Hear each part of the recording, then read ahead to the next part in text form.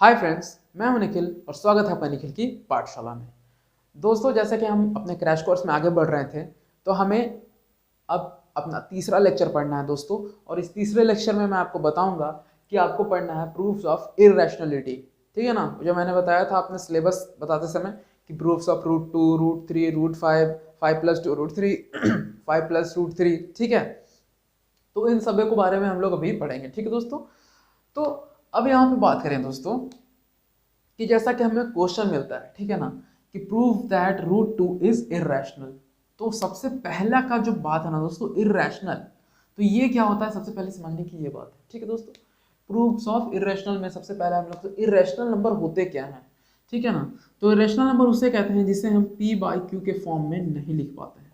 ठीक है, उस नंबर को जिसे हम लोग p/q के फॉर्म में नहीं लिख पाएंगे उसे हम बोल देंगे इररेशनल नंबर है। जैसे रूट 2, रूट 3, ऑल रूट में जितने भी प्राइम नंबर हो गए ना, रूट में जितने भी प्राइम नंबर होंगे ना, उससे सबको बोलेंगे हम वो इररेशनल नंबर है। ठीक है, रूट 5, रूट 11, रूट 17, ठीक है, और भी हो गए रूट 13, तो ये सब हो गए सिर्फ इररेशनल नंबर। ठीक है, ये बात आ गई समझ में। तो हम अब देखेंगे कि prove that root 2 is a irrational number कैसे करेंगे प्रूव। ठीक है, तो अब आपको मिलेगा तो आप तो यही बोल देंगे कि रूट 2 सर p/q के फॉर्म में नहीं लिख पाएंगे इसलिए प्रूव हो गया इररेशनल है। तो ऐसे आपको नंबर नहीं मिलेंगे। ठीक है, आपको नंबर मिलेंगे इस तरीके से जैसे मैं आपको बताऊंगा। ठीक है दोस्तों, तो चलिए सीखते हैं उसे। क्या तरीका सीखने से पहले आपको क्या करना है ना, आपको बस एक आपको करना है, आपको मैं एक छोटा सा चीज बताता हूँ, एक थ्योरम है बट मैं ऐसे ही नॉर्मली बताता हूँ। ठीक है ना, उतना दिमाग पर टेंशन लेने की बात नहीं है, मैं नॉर्मली बताता हूँ और आपको उसको नॉर्मली सीख लेना है। अगर दो एक प्राइम नंबर है, ठीक है, दो एक प्राइम नंबर है, दो अगर डिवाइड करता है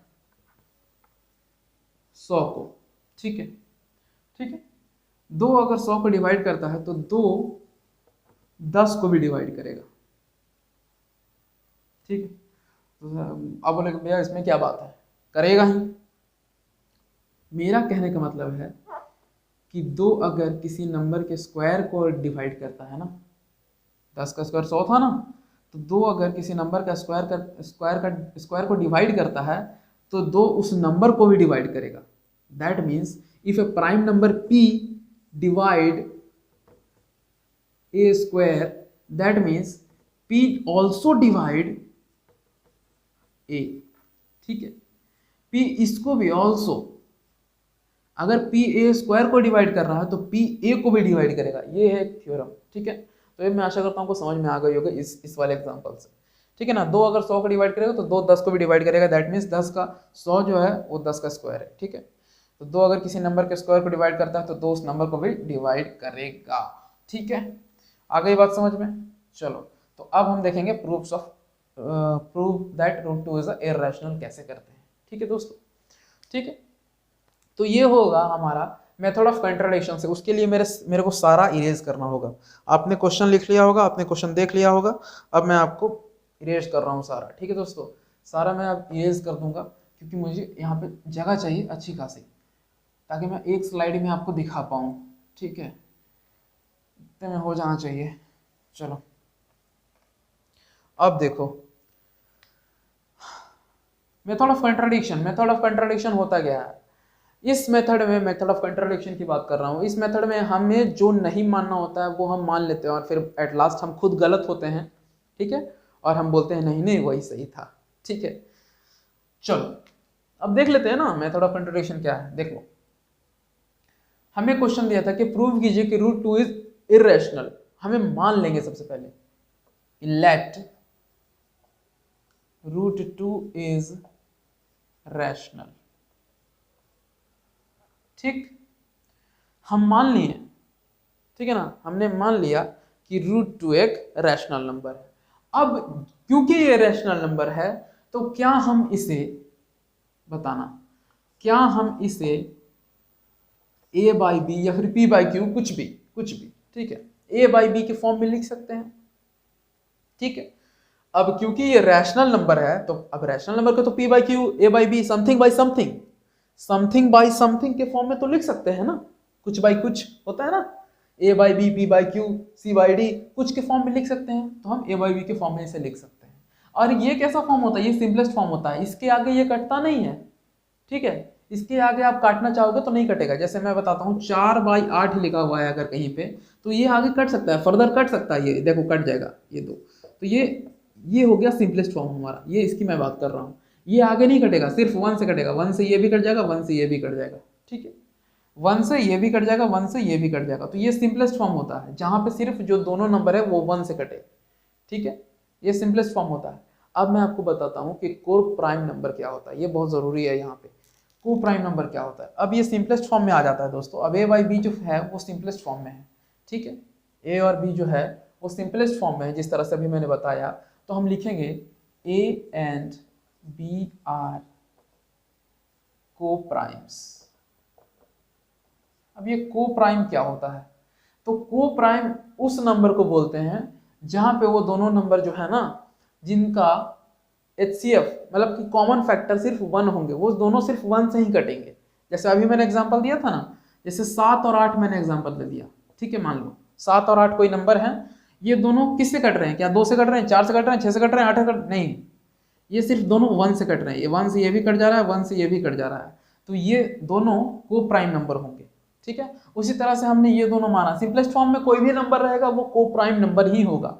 अब मान लो जैसे मैंने 4/8 का एग्जांपल दिया था, अब इसे मैंने जब काटा तो 1/2 आ गया, और 1/2 हमारा सिंपलेस्ट फॉर्म में था, तो इसे हम को प्राइम नंबर बोलेंगे, क्योंकि 1 को छोड़ के और किसी से नहीं कट रहा है, ठीक है। बात समझ में आ रही होगी मेरी आपको, ठीक है दोस्तों। तो अब ये a एंड b आर को प्राइम्स, मतलब a और b है जो को प्राइम नंबर है।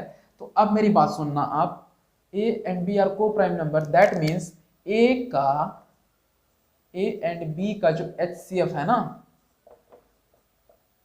वो 1 है ओनली, ठीक है। हाईएस्ट कॉमन फैक्टर इज 1, ठीक है। अब यहां तक बात क्लियर है, ठीक है। तो अब मैं यहां से √2 को उठा के लाता हूं यहाँ पे, तो √2 is equal to a by b लिख सकूंगा मैं, ठीक है। अच्छा, √2 क्रॉस मल्टीप्लीकेशन, b इधर आ गया, क्रॉस मल्टीप्लीकेशन देख लो ध्यान से, क्रॉस मल्टीप्लीकेशन और कुछ नहीं है, ऐसे ऐसे। अब squaring on the both side, squaring on both sides, ठीक है। तो squaring on the both side करेंगे तो आ जाएगा दोस्तों 2b² is equal to a², ठीक है। 2b² is equal to a²। अब यहां से देखो b² is equal to a²/2 लिख सकूंगा दोस्तों, यहां से 2 को उधर भेज दिया मैंने, 2 को उधर भेज दिया, कोई दिक्कत। तो यहां से क्या लिखेंगे दोस्तों कि 2 डिवाइड्स, बाय थ्योरम की बात कर रहा हूं मैं, 2 अगर a² को डिवाइड करेगा that means 2 divides a also, ठीक है। बोलो अगर 2 है वो a² को डिवाइड करेगा तो 2 जो है वो a को भी डिवाइड करेगा कि नहीं करेगा, वो बताओ। 2 जो है वो a² को डिवाइड कर रहा है तो 2 a को भी डिवाइड करेगा। यहाँ तक क्लियर है बात, यहाँ तक मेरे ख्याल से आपको क्लियर होगी बात। अब यहाँ से बात करेंगे दोस्तों कि अब मान लो आप दोस्तों कि 2 a को डिवाइड करेगा, ठीक है। तो मान लो कि 2 जो है वो a को डिवाइड कर रहा है c बार में, लेट्स से ठीक है ना, कि a2 जो है वो a को डिवाइड कर रहा है c बार में, ठीक है। यहां से ये मान के चलना है, तो a is equal to 2c लिख सकूंगा मैं यहाँ पे, क्रॉस मल्टीप्लीकेशन, ये 2 उधर चला गया, इधर डिवाइड में, उधर जाके मल्टीप्लीकेशन में, ठीक है। अब यहां से squaring on the both side, फिर से squaring on the both sides, ठीक है। तो यहां से लिख सकूंगा दोस्तों a² बराबर 2, a² बराबर 4c² हो जाएगा दोस्तों। a² is equal to 4c² होगा यहाँ पे, बताओ। अब a² is equal to 4c², अब a² का वैल्यू देखो यहाँ पे है ना, a² का वैल्यू है यहाँ पे 2b², पुट कर दो 2b² is equal to 4c², that means 2c 4 cut जाएगा 2 बार में, that means b² is equal to 2c²। अब यहाँ से देखो b²/2 is equal to c², मतलब क्या है यहाँ पे देखो, डिवाइड में भेज दिया बस, 2 divides b², then 2 divides b also, नहीं, अगर 2 जो है वो b² को डिवाइड कर रहा है तो 2 b को भी डिवाइड करेगा, मैंने थ्योरम में बताया है आपको, ठीक है। तो अब मेरे को एक बात बताओ, जब मैंने स्टार्टिंग में माना था कि ए और बी को प्राइम्स है और जिसका एक को छोड़ के और कोई कॉमन फैक्टर नहीं है, तो ये दो कहां से आ गए? देखो, दो ए को भी डिवाइड कर रहा है, दो बी को भी डिवाइड कर रहा है, ये कहां से आ गए भाई? जब मैंने स्टार्टिंग में ही इसे रैशनल मान के, ए बाई बी मान के यहाँ पे HCF 1 निकाल दिया कि अब इसका हाईएस्ट कॉमन फैक्टर 1 है और ये को प्राइम्स और ये किसी और नंबर से नहीं कटेंगे, तो ये कहां से आ गए अब भाई? तो ये सारी गलती कब हुई? जब मैंने ये कंट्राडिक्शन पैदा कर दिया कि √2 एक रैशनल नंबर है। ठीक है, जैसे ही मैंने ये लिखा तो ये सारी गलती हो गई। तो हम यहाँ पे क्या बोलेंगे कि हमारा आवर assumption was wrong। ठीक है ना? तो अब हम क्या लिखेंगे? अब हम लिखेंगे आवर assumption was wrong। हमारा assumption wrong था। Our assumption was wrong। हमारा assumption wrong था, √2 एक इर्रेशनल नंबर है। ठीक है दोस्तों, तो आशा करता हूँ ये वीडियो आपको समझ में आएगी दोस्तों। तो अगर आप बोलोगे तो मैं इसका एक और पार्ट बना दूंगा। ठीक है, ऐसे तो मैं बना देता हूँ। ठीक है, जिसमें आपको और भी तरह के क्वेश्चंस आपको पता चल जाएंगे। √3 पे मैं एक एग्जांपल और दिखा देता हूँ आपको, ताकि आपका सारा क्लियर हो जाए। ठीक है दोस्तों, चलो एक एग्जांपल √3 पे देख लो आप जल्दी से।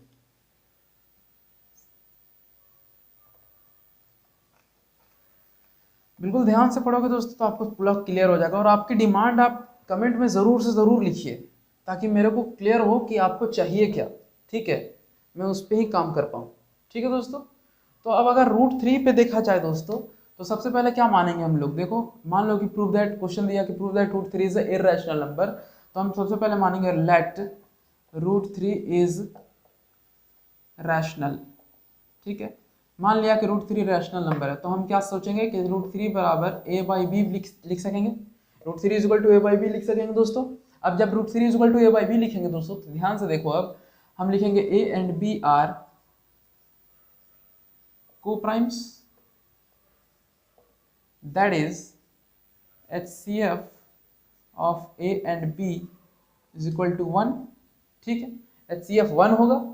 अब मेरी बात सुनो कि अब मैं लिखूंगा √3 is equal to a by b, that means √3b is equal to a। अब करेंगे स्क्वायरिंग। ठीक है, स्क्वायरिंग जब करेंगे दोस्तों तो आ जाएगा 3b square is equal to a square, मतलब b स्क्वायर बराबर a स्क्वायर बाई 3। यहाँ से लिख रहेंगे दोस्तों कि 3 divides a square, that means 3 also divides a। ठीक है दोस्तों, बाय थ्योरम। अब बस यहाँ से लिखेंगे दोस्तों, यहाँ से हम लिख सकेंगे दोस्तों, यहाँ तक तो हो गया। अब जब 3 a को डिवाइड कर रहा है, तो मान लो कि a जो है 3 जो है वो a को डिवाइड कर रहा है c बार में। ठीक है ना, ये मान लिया हमने, लेट से। ठीक है, तो a is equal to 3c लिख सकेंगे दोस्तों। अब स्क्वायरिंग करेंगे फिर से बोथ साइड, स्क्वायरिंग करेंगे दोस्तों। अब यहाँ से ध्यान से देखना, बहुत ईजी में बना लोगे यार, कितना जल्दी बन रहा है ये देखो। स्क्वायरिंग करेंगे दोस्तों तो a square is equal to 9c square. अब a स्क्वायर का वैल्यू आपको यहाँ पता है दोस्तों, ये क्वेश्चन फर्स्ट है। देखो, एक a स्क्वायर का वैल्यू आपको 3b स्क्वायर यहाँ पे पता है, तो 3b स्क्वायर पुट कर देंगे दोस्तों। अब यहाँ पे 9c स्क्वायर आ रहा है फ्रेंड्स समझ में, 3 से कट जाएगा दोस्तों 3 बार में, b इज इक्वल टू आ जाएगा आपका दोस्तों 3c स्क्वायर। तो c स्क्वायर यहाँ पे देखो b स्क्वायर बाई 3, ये इधर आ गया। ठीक है, तब यहाँ पे लिखेंगे 3 divides b square, that means 3 also divides b। तो अब देखो यहाँ पे हमने क्या माना था कि a एंड b आर को प्राइम्स नंबर है, इसका 1 को छोड़ के और कोई भी कॉमन फैक्टर नहीं होगा, मतलब 1 से छोड़ के और किसी से नहीं कटेगा। लेकिन अब हम लोग क्या देख रहे हैं यहाँ पे कि 3 से भी कट रहा है, a 3 से भी कट रहा है और b भी 3 से कट रहा है, तो 1 को छोड़ के 3 भी तो एक कॉमन फैक्टर है। तो ये गलती कब हुई? जब हमने 3 को रैशनल नंबर माना।